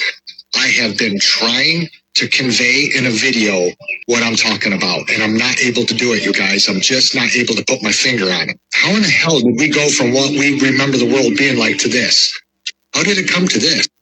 What the hell happened to life? What the hell happened to this world? What the hell happened to people? Nobody wants to do anything anymore. Nobody wants to get together anymore. Nobody cares about anything. You can't even talk to people about anything today and have them even give a damn about anything. Nobody cares. This world is just like gray. So anybody else resonates with what he's saying? Because it's like we're all waiting for something to pop through, and the anticipation is a lot. You know what I'm saying? So it's a lot of heavy energy in the atmospheres, because it feels like we're waiting for something. And this, I believe, is this 3D to 5D ascension thing. Because in a new world, you can't take politics, you can't take government, you can't take jobs, you can't take none of this stuff with you. So their world has to be removed. It has to be dismantled. But I truly believe this is the reason why a lot of people are feeling this way. It's like, it kind of feels like the movie has stopped. It kind of feels like the movie stopped, and we're just like forcing ourselves to go to different scenes. Like, I gotta go to work. That's right. Yeah, that's what we do here, right? Like energy. Like I can't explain it. It's like we stopped the movie almost, and we're recalibrating. Is it me, or this feels like the weirdest year in history for real, or in my existence? And I don't think it's because we older now. Something about this year specifically, energy is just so stale, odd, not negative. I wouldn't say it's negative. It's just different than it's ever been. I'm not suicidal, but like, I am tired. I'm ready for my soul to be set free. I don't give a fuck about money. I don't give a fuck about fame. I don't give a fuck about the politics or whatever. All this shit I really don't give a fuck about. Like, I'm just so tired of all these responsibilities I never asked for. I'm tired of living in survival mode. I'm tired of living in what feels like the fucking Matrix. Like, I'm genuinely fucking tired. I'm learning how to stay present, to enjoy life, focus on what I can control. But like, at the end of the day, I'm not afraid of death. Whenever and however it happens, I'm ready for it. I'm ready to see what's next, or, you know, finally be set free, be at peace. The only one who peeped at the energy of the world, it feel off right now. And I ain't just talking about no politics or I'm talking about spiritually, that feel off. Like, something feel like spiritual attacks or some shit. It feels different right now. Like, and I know how to read energy and shit and knowing shit off. It's off right now. Half of the United States workers says they're at a breaking point. Every other person you see is quietly crumbling. So I'm not trying to scare anybody right now, but I think something flipped for all of us. I think there's been a massive shift in reality. Because here's the thing, you still got responsibilities, you still got bills, you still got kids to pay, you still got kids to raise, you still got food to get, you still got to do all the regular things that everybody else still has to do while knowing that it's all fake. So I don't know if you're going through this like I am, but if you are, you understand how difficult this part is to know that you have a higher soul, you have a higher power, you are part of a higher power, and you're here in this simulation or artificial matrix or whatever this thing is, and you have to participate in it because you're in it and it stretches so deeply that you can't just step out of it because you just can't do that. I mean, I guess you could go live by yourself in isolation, out in the woods or up on a mountain or something, but that's not real life. And it's such a really weird spot to be because, like, literally everything that you knew and loved and was literally like crumbles right in front of you. But then you realize that you still have to participate in the thing that you know right now is not real. Think about it like this. In the Matrix movie, Neo, Morpheus, Trinity, all of them were unplugged, but they still kept going back in because the Oracle existed in the Matrix. The reason for everything, the reason for why the reality of the real world, what's happening, why it's distorted, why trying to understand it more. There's something that you needed to pick up, and the Oracle is speaking to you through the different experiences you've implanted into your Matrix. The mastery of the Matrix, the real world, and what part you play in between that is your journey. Everybody's Matrix series is playing out right now. Literally, like the first movie, the second movie, the resurrection, everything that's playing out. So this is your movie. This is your simulation. This is what you are projecting and this is what you are creating. So it's about you mastering it, like literally becoming Neo, becoming the one in your own self. But sometimes you have to go back in it and understand parts of yourself, understand parts of your programming and why, you came in this part of this time.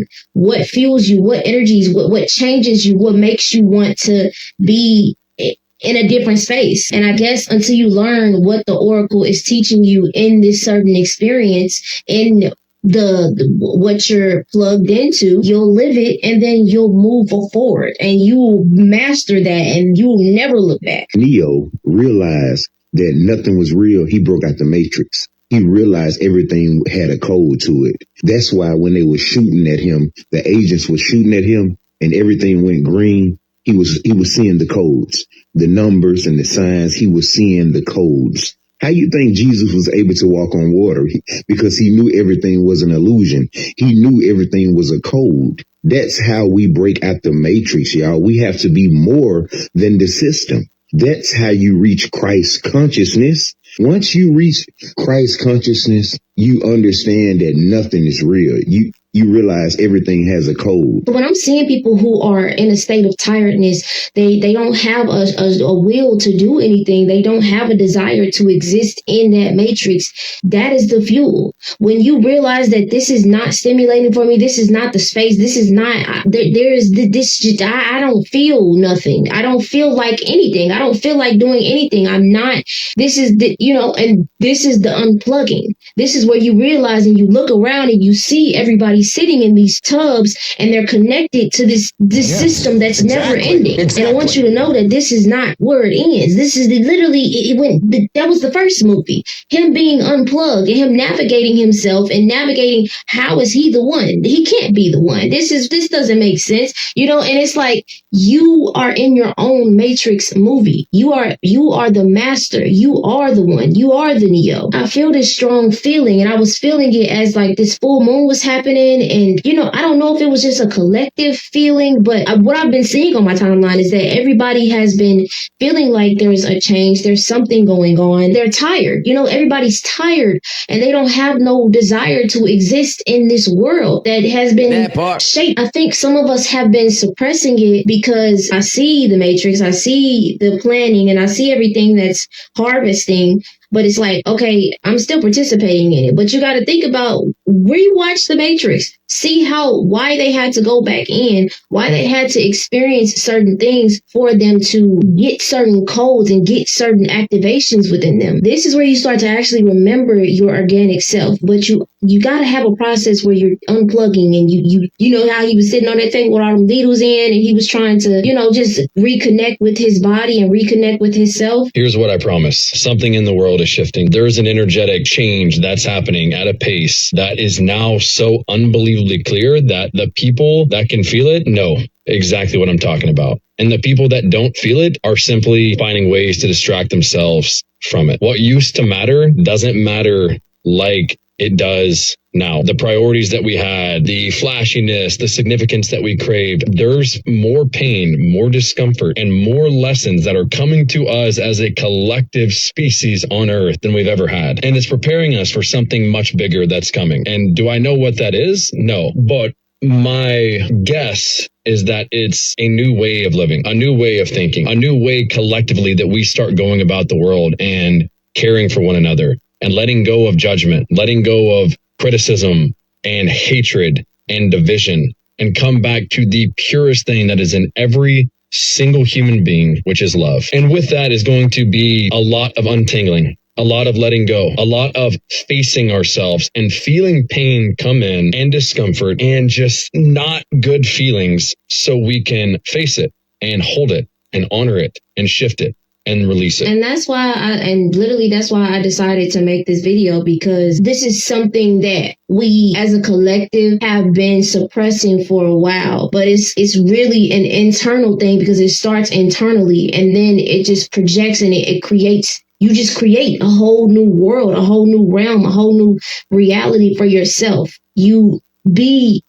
dodge the bullets. You're literally walking through the simulation. You're mastering the levels and the layers you have sunken into. That's what I want this video to be a reminder for. Earth is a PhD masterclass for the soul. Before we ever arrived here to play the Earth game, we as souls chose our curriculum. Just like in college, when you pick the programs you want to take, here on Earth, we pick our lessons, our matrix programs, and our own evolution. When you look at your life, every challenge, every limitation, every environment you were born into, you didn't just stumble into it by accident. Your soul chose it because it knew exactly what you needed to grow. And this is so important to really understand, because you cannot evolve by separating from your experience or rejecting it. You evolve by understanding how it has served you. Everything serves you. Like take religion, for example. Some souls choose to be born into that program. Religion trains people to outsource their power to a priest, to a pastor, to a book, a rule, a fear of hell. That in itself is a curriculum. And yet, the very reason the soul chose it is because one day, after years of outsourcing or lifetimes of outsourcing, it would finally wake up and say, wait, this no longer works for me. The kingdom of God is within me, and I know what's best for me. And in that shift, there's evolution, because they're going from powerlessness to inner sourced power.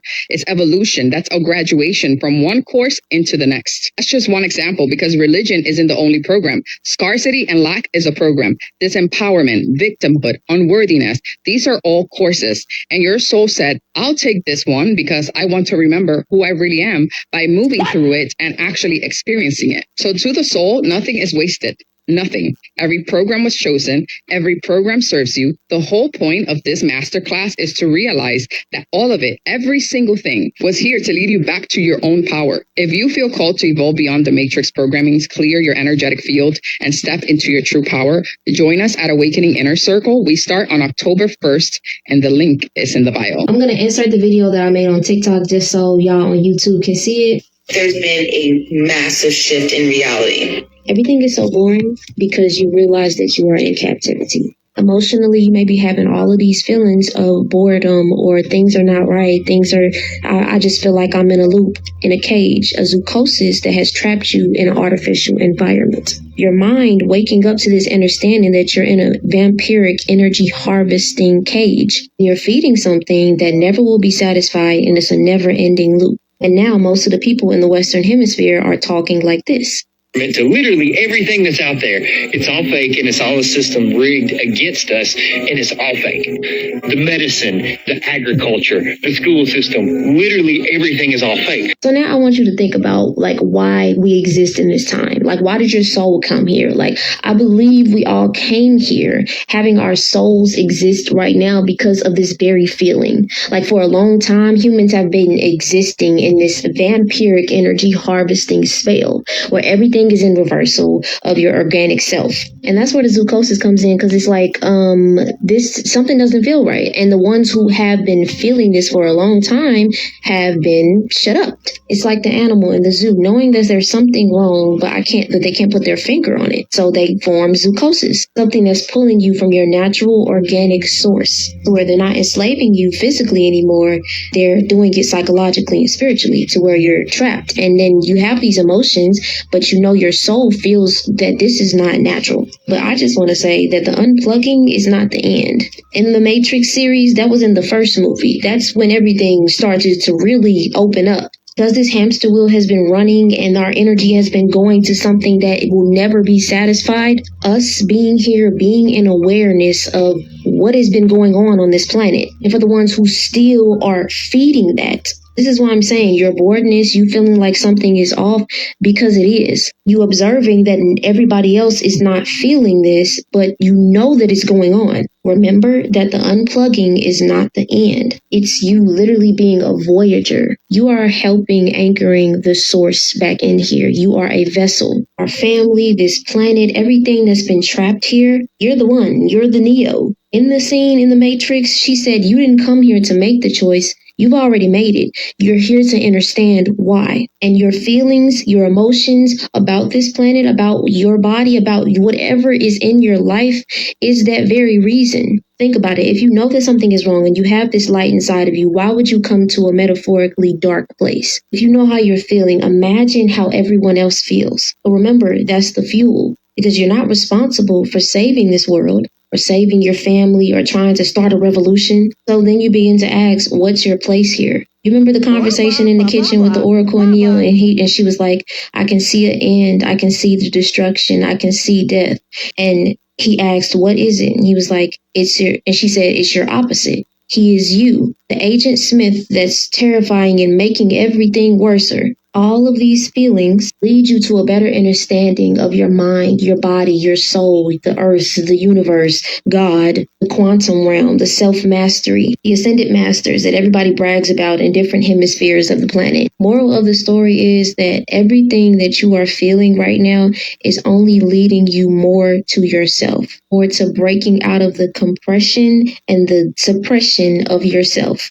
With that being said, I know that I am a vessel, and certain things that I feel, I know that I represent something much more bigger. And my time here and my experience here and me just landing here in this current time on this planet is for a reason. And anytime when I have strong feelings, like I had a lot of strong feelings about one of my family members who ended up in a hospital because he was being overworked, and he's 65, 67, and like it made me think about the Matrix. It made me feel a lot of feelings that I saw in the videos and on my timeline of what other people were feeling at this moment. And I hope that this changed you guys' perspective, and as I was trying to ground myself in that moment. So yeah, down below I have my podcast, which is called The Eve Gene, and I also linked my song Who Are You, and it goes into what we talked about today. And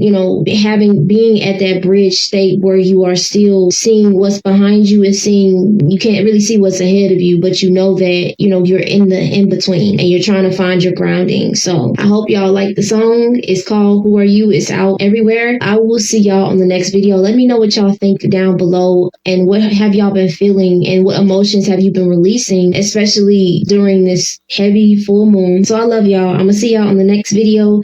And we're doing good. All of us are pioneering. This is like a whole new world, a whole new space, and everything is changing and breaking down, and we are the ones that's building. So every single day, every single step, every single moment of growth and stillness and pause and healing, it's all for something it's all for a bigger thing than you even, recognize. So I'm gonna see y'all. I love y'all.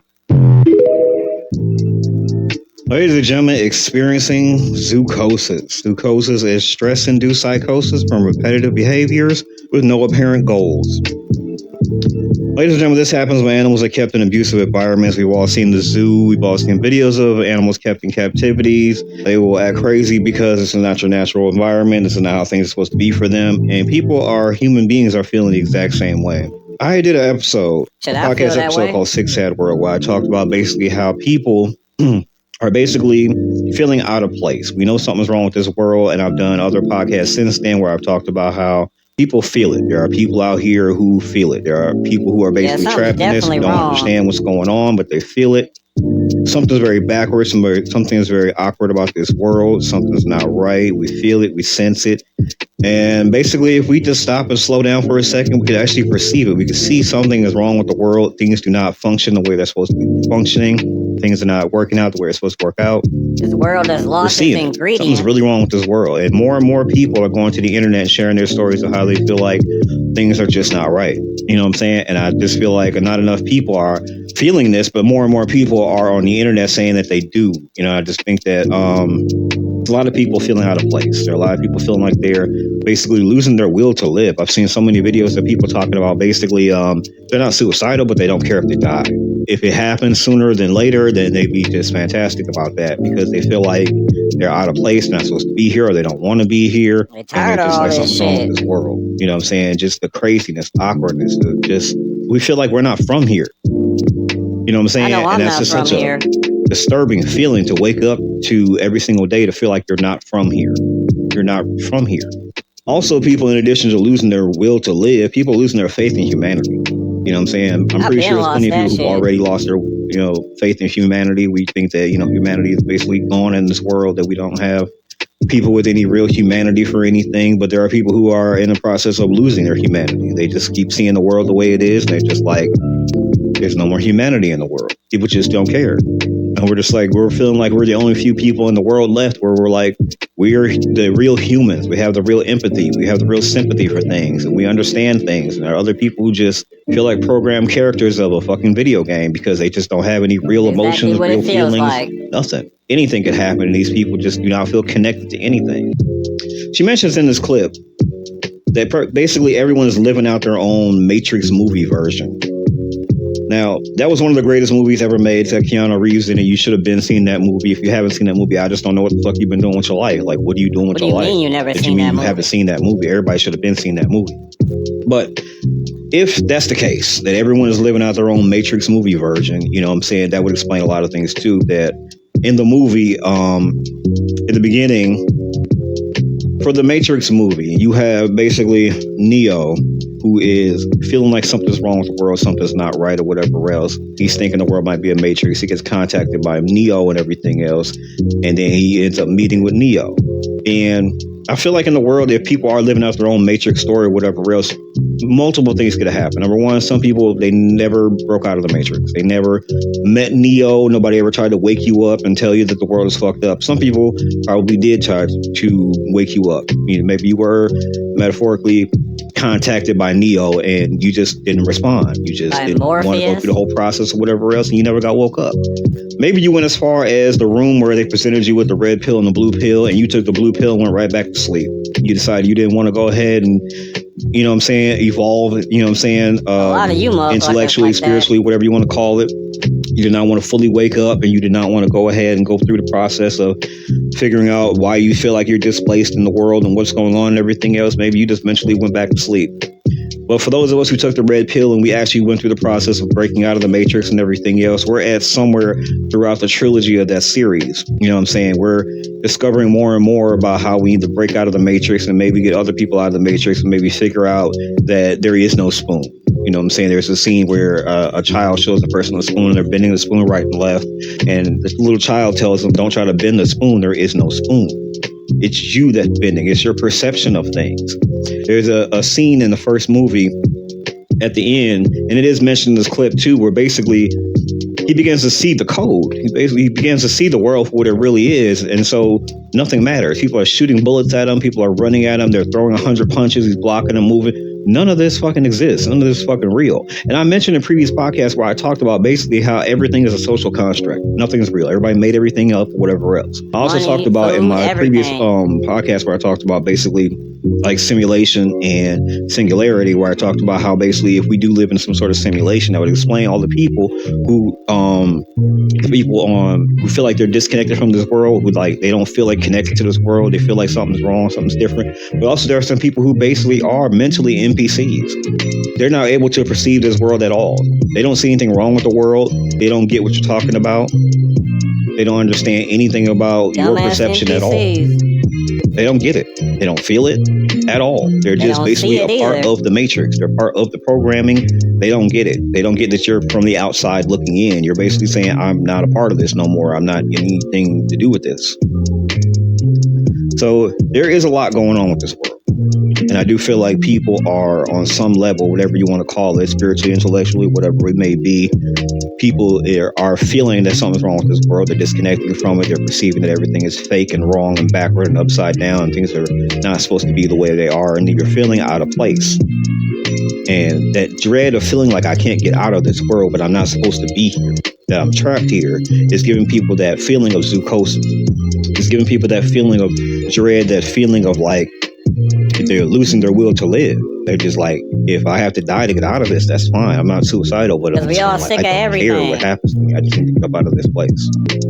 Because they either are in the process of losing or have lost their faith in humanity. Because as I mentioned throughout this podcast, whatever else, about how we're at the point where we're seeing that, okay, we have billionaires and a billionaire about to turn trillionaire, and how just all the wrong people in the world are winning. They're just all this money, they're hoarding wealth, they're keeping things from people. There are people making laws and rules and everything else, so people can't eat and they can't survive. People are dying right and left. And as I mentioned in the previous podcast, this may be what hell is. You know, people have often thought that, okay, that, you know, hell is a lake of fire and there's some guy with pointy ears and cloven feet and everything else. That no, this may actually be what hell is. Or that maybe hell is being trapped in this particular matrix right here, and being a person who is not part of this world, you feel like you're disconnected and you can see things for what they are, but yet you can't get out of it. You're just here being like, this is wrong, this is not right, this is not supposed to be right here, this is supposed to be over here, that's supposed to be over there, and everything is not where it's supposed to be at. So more and more people are making these videos, more and more people are coming out and saying, hey, something's wrong with this world. And I do feel like the world is shifting, changing, something is moving, something is different about this world, and eventually we are going to figure it out. We are going to come to this point where we figure out what exactly is wrong with this world, and whatever this major shift is that's going on that everyone's feeling and everything, it may come to some sort of conclusion, because we can't just continue to keep feeling this way. Something is seriously wrong. Something is really going on. Some people are saying that maybe it's this year, because some people are saying that something's different about this 2025. Some people have been saying they're feeling it since maybe 2021 with the whole COVID thing. Some people are saying that maybe that's the main shift, that since then that's been going on, that we feel like there's been a change since then. But more and more people are feeling it. They're saying, wait, something definitely changed. Something's definitely different. It's not the same thing. Time is moving faster than usual, or is perceived to be moving faster than usual. And just the shift in the world. Something's wrong. Something's different. But ladies and gentlemen, that has been my show. Ladies and gentlemen, we'll go back over a few things, because a few things need to be said over again, ladies and gentlemen. Let's get it. Let's get it. Ladies and gentlemen, at the beginning of the show, I talked about a teacher who was basically harassing two Latino sisters for speaking Spanish in her class. I said that sounds about white, because I've talked about that in previous podcasts, where I talked about basically teachers that feel like they need to insert themselves in the lives of other people, minding their own fucking business. Either they're wearing something that has to do with their culture, their ethnicity, or whatever else. And white teachers are mad about that. They're getting on black students about they always mad about something. Black pride shirts or whatever it may be. Here's a case of basically two sisters speaking Spanish to each other in a classroom. And she's like, oh, well, other students can't understand what you're saying, when basically she can't understand what they're saying. And she feels like she has to understand what they're saying. They're not bothering nobody, but yes, she's the one who's bothering them and harassing them. Them speaking Spanish to each other has nothing to do with anything. And per usual, it's a white teacher doing type of stupid ass shit. Next thing, ladies and gentlemen, who and Fabio Jackson. The fuck is a Fabio He's been Jackson? popping up in your time feed just like he's been popping up on mine. It was funny that the person who made this clip was basically a drag queen. She was talking about basically this person, Fabio Jackson, I guess doesn't qualify as drag or trans, but I guess he kind of does because basically this person is so in love with Michael Jackson that he basically modified his face to look like this man for the rest of his life. And he seems disappointed that he wasn't asked to play Michael Jackson in the Michael Jackson movie. Because you're not Michael Jackson. Plot twist, this man is not black. He's probably a white Latino. And he has MAGA, right-wing, racist, Trump supporter type views and all everything that else. dumbass For a person who is in love with cosplaying a black person who is a famous pop singer in the entire world. I just think that's fucking crazy. So yeah, Fabio Jackson is happening right now. I'm not gonna talk about this guy anymore. I hope people stop talking about him, not making him relevant or famous or anything like that. He is a Michael Jackson impersonator. This is a person who basically probably needs to take some sort of medication. Maybe he needs to get some sort of counseling or whatever it may be, because going ahead and being so obsessed about a pop singer to the point where you go ahead and get surgery to look exactly like this person, and then somehow you're upset that you don't get to play that person in a movie, that you're upset that people don't treat you and basically accept you as Michael Jackson because you went and changed yourself to go permanently look like Michael Jackson. It's fucking crazy. And I don't think we should give mentally ill people the time of the day. We should probably just let these people go ahead and seek out the help they need to get or whatever else, because whatever the fuck he's doing right now, it's not going to be cute and funny or interesting at all in 10 years when none of this shit matters no more. What are you going to do when nobody cares about any of that shit no more? You just look like Michael Jackson for the rest of your fucking life. You gotta, I mean, it's mentioned that this man has like maybe a wife and a kid or whatever else. Like, it's just going to be weird in a couple of years when nobody gives a fuck about none of this shit. I just don't understand how anybody will go ahead and modify themselves to look like somebody else for the rest of their life. Whether you're a trans woman, trans man, or in the case of this person being a Michael Jackson impersonator, that's fucking crazy. You're doing some permanent shit like that. And then for this man to transform himself to look permanently like another man, that's like the gayest shit you could ever think of. The gayest shit ever. Next thing, ladies and gentlemen, we talk about humanoid autonomous robots that you can buy for $20,000 and basically not fully autonomous.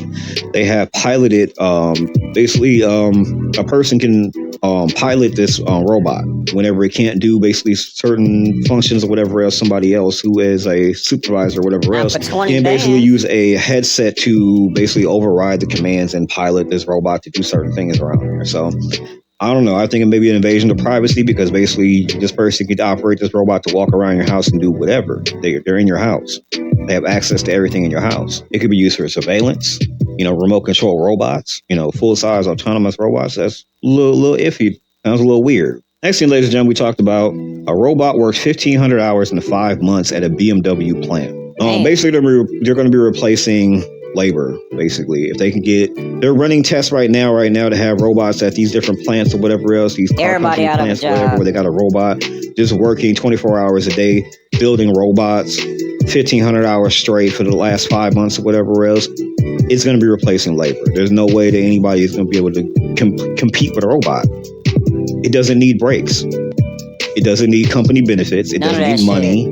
It doesn't need maternity leave. It doesn't need to go on vacations, and it doesn't need to take off days to, holidays or anything like that. Holidays, weekends, none of that. It's a robot. Fucking robot. You can't compete with that. If companies decide to go ahead and mass produce these robots to go ahead and build their, cars or lawnmowers or whatever the fuck they're going to build or whatever else, like, you can't compete with that. They can mass produce all sorts of things with robots. Who's going to buy that shit? They don't need human beings anymore. Next thing, ladies and gentlemen, you really don't understand how much a billion is, and the difference between a billion and a million is about $1 billion. And basically, people need to make more videos trying to explain to people, billionaires, why we don't need them, why we need to get rid of them, how much a billion is compared to a millionaire, and basically how there's no way to become an ethical billionaire. There's no way to naturally, organically become a billionaire. You have to exploit the labor of people. There's no natural way to become a billionaire. I know some people will make excuses for billionaires because your favorite billionaire might be Tyler Perry, it might be Beyonce, it might be Jay-Z, it might be whoever, but billionaires have the life-changing money that could fix shit in our country. And they won't do it. Them niggas got At all. throwaway money. Next thing, ladies and gentlemen, we talked about trillionaires. Elon Musk said to be the first trillionaire, which trillionaire shouldn't even exist. A billionaire shouldn't even fucking exist. We should be literally eating the rich. We should be literally hunting the rich. And I mean, starting with billionaires. A billionaire shouldn't fucking exist because you have hundreds of billions of dollars that are life-changing money that can fix shit around here, and you're just hoarding wealth. Poor people need that money. You could throw away more money than you could throw away more money than people ever make in their entire lifetime. And people are just hoarding money. Makes no sense. Next thing, ladies and gentlemen, Billie Eilish basically put her money where her mouth is. She basically squared up with a bunch of billionaires and told them, why the fuck are you a billionaire? And then she says, okay, well, you should donate your money. You should give it to the poor. People need that shit. And then basically before anybody was able to go, oh, why don't you donate your shit? She donated $11.5 million of her hundreds of millions of dollars. And looked at billionaires basically like, hey, outdo me. 11.5 million will be nothing to y'all. Go ahead and outdo me. Exactly. And that's what you got to do. More people with millions of dollars need to basically square up with billionaires and tell them, hey, look, what the fuck is keeping y'all from going ahead and donate y'all money? Y'all could throw away $100 million and it would mean nothing to you. Why not do it? Either do it or you motherfuckers shouldn't exist. Y'all need to start hunting billionaires. You need to make it so it's unsafe for them to come outside. Or billionaires can't go wherever the fuck they want to go because people want to go ahead and get rid of billionaires. Next thing, ladies and gentlemen, I really don't give a fuck about what people spend the EBT on or the SNAP food stamps, any of that type of shit like that. Neither should you. Nobody should care about that shit at all. We should be pocket watching the rich. The shit that they have money that they blow shit on is fucking crazy. And yet y'all worried about people are spending their food stamps on. Y'all worried about what motherfuckers are spending their fucking food on. That's what y'all worried about. Nah, go hunt the rich. Whether they're buying fucking cake Take and their cookies fucking or money. fucking fruit roll-ups or whatever else with fucking food stamps. But why are y'all worried about that instead of what the rich spend their money on? Or what they're not spending on, what they could be spending it on as far as fixing stuff into our society or donating money to help problems around here. Next thing, ladies and gentlemen, the inappropriate interactions between Eric Kirk and Vice President J.D. Vance. Everybody's been talking about that. Y'all seen the video and everything else. The smile on her face, the grin, something seriously going on between them two. The way the hair grab was. She ran her fingers back to his hair. He was gripping her hips, damn near gripping her ass and everything else. It was just openly disrespectful. It was disrespectful for Erica to do that because her husband passed away. He got shot publicly.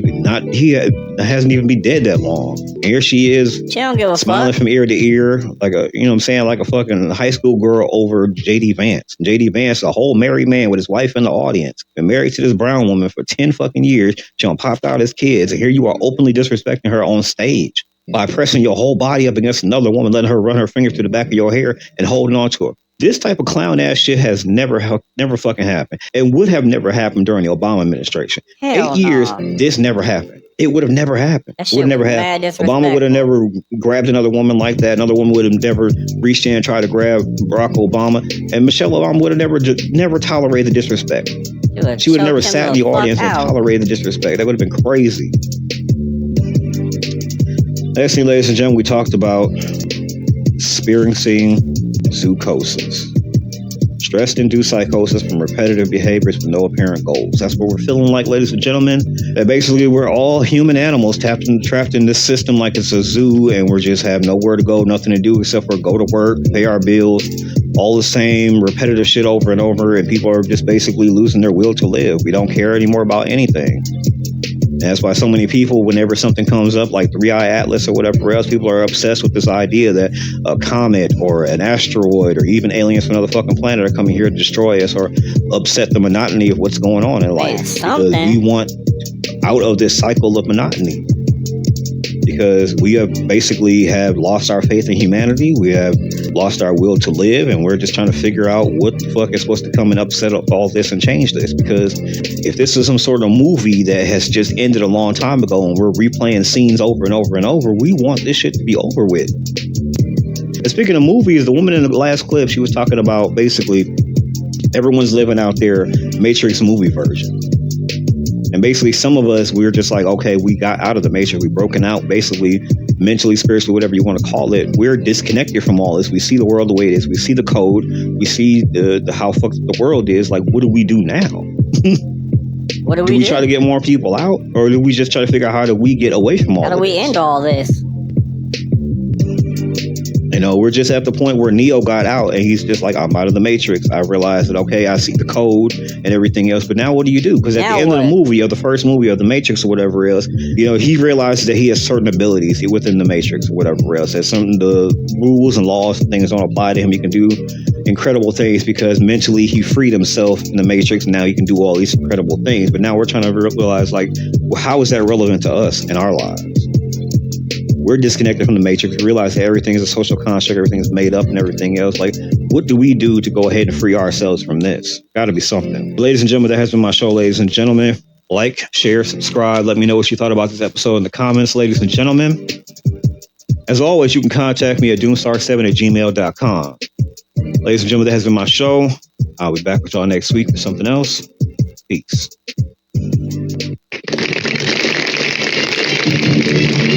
The Mike Star Show.